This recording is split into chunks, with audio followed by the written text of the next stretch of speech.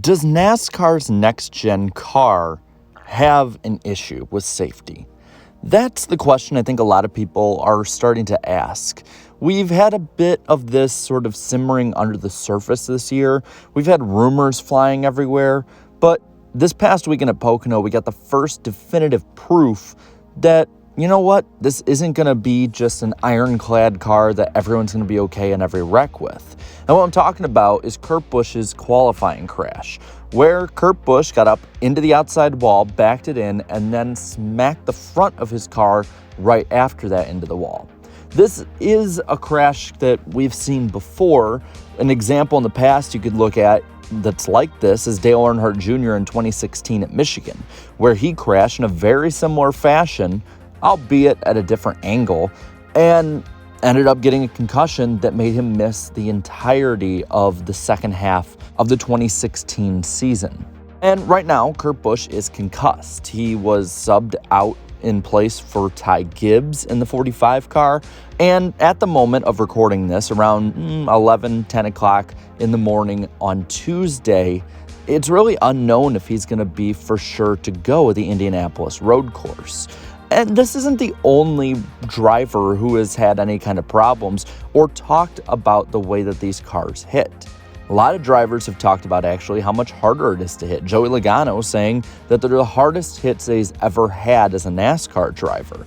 Now, there is the fact that there's more crashes in 2022 so far than all of 2021, so maybe drivers are more sore. But in my opinion, that doesn't seem like a logical way to kind of brush off this argument. If there's more crashes and drivers are feeling physically this way, then it should be something that fans and NASCAR alike take seriously.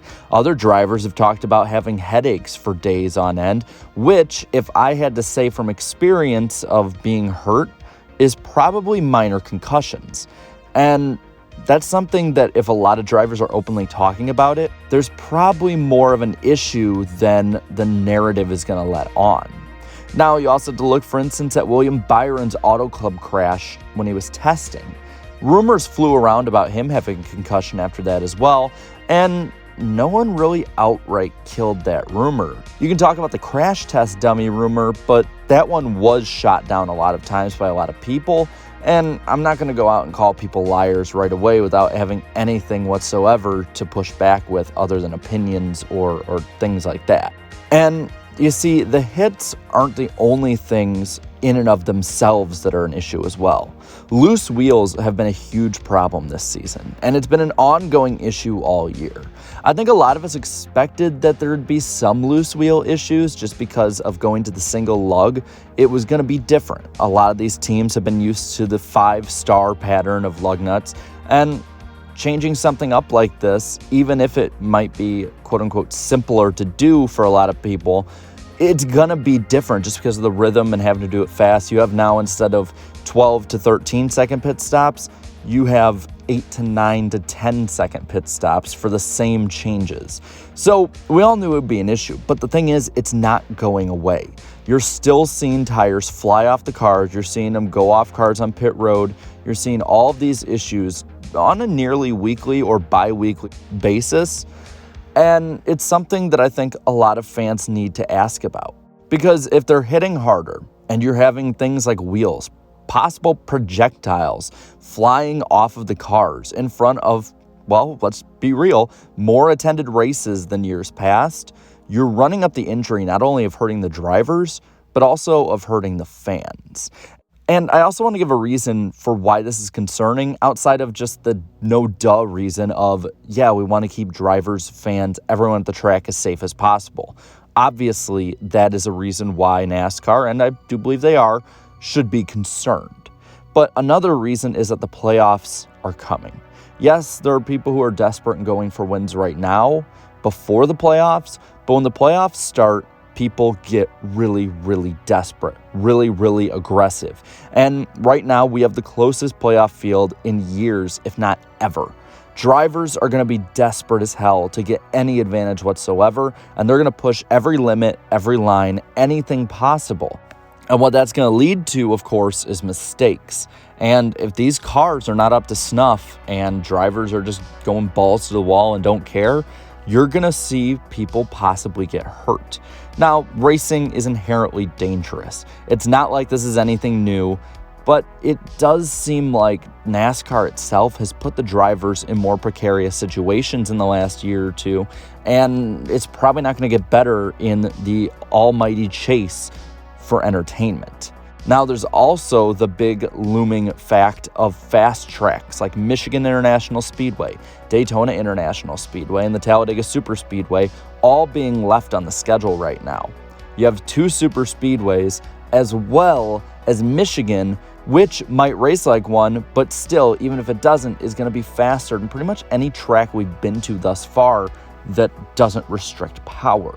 So you're going to have more opportunities for drivers to get hurt. I don't think it's a coincidence that Kurt Busch got injured at one of the fastest tracks on the schedule. Now, this all could be the fact as well that maybe it's just an older driver got hurt. I mean, you've heard a lot of the older drivers talk about it, the more experienced ones. Maybe it's just that age is catching up with them. So the question is there an issue? Or are we just noticing it more?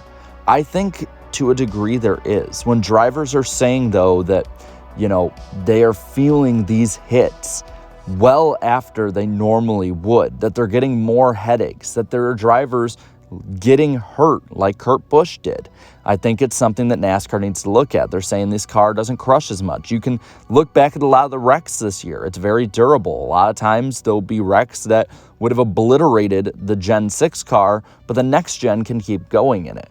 So NASCAR, I am assuming, is doing this. I'm not saying they're not, but NASCAR definitely should put this as one of their top priorities, probably the top priority moving forward, because this car right now seems not a death trap. I'm not going to go that far and accuse NASCAR of that, but it does seem like this car is a little more inviting to taking in way more of the hit, and I think there just needs to be a heavier push on this. I think that the media that is kind of driving a narrative that everything is fine needs to at least ask the questions, not assert that it's messed up, not assert that there's an issue, but ask questions. Get NASCAR's feet to the fire. That's what I think should happen. Because I think, to sum it all up, we are having a bit of an issue when it comes to what you can see with these injuries. We're noticing it more because it's there more. Now, with that, I'll pass this one on to you, and I'll ask you the question: does NASCAR's next-gen car have a safety issue? Let me know down in the comments below. While you're at it, leave a like on this video, share this video, and subscribe to my channel for more great NASCAR content. Thank you to all my channel members for your continued support. It really means a lot. And until next time, have a good one.